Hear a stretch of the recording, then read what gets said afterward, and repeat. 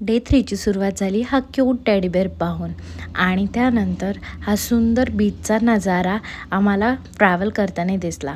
त्यानंतर आम्ही गेलो होतो मार्बल शॉपिंगला, जिकडे की मार्बलपासून बनवलेल्या गोष्टी होत्या आणि त्यानंतर आम्हाला कोकोनट विलेजला नेलं होतं आणि तिथेही थोडे शॉपिंग केलं.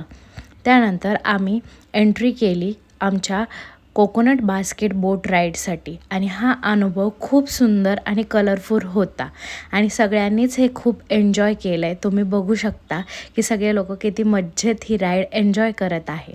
आणि त्यानंतर आम्हाला नेलं होतं होइयानमध्ये, पण तो नो व्हेकल झोन असल्यामुळे आम्हाला अशा बग्गीतनं तिथं नेण्यात आलं आणि तिथे होती एक सुंदर नदी, ज्यामधनं छान बोटीतनं लोक प्रवास करत होती आणि मस्त लँटन्स लावले होते.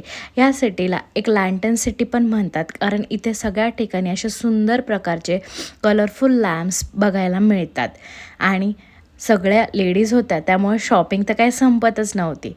त्यामध्ये ब्रेक घेऊन असा क्यूट मँगो आम्ही खाल्ला. इथे जे ॲस्थेटिक्स होते ते खूप छान होते आणि आज फायनली आसावरी दीदीचा बर्थडेचा केक कापून हा दिवस संपवला.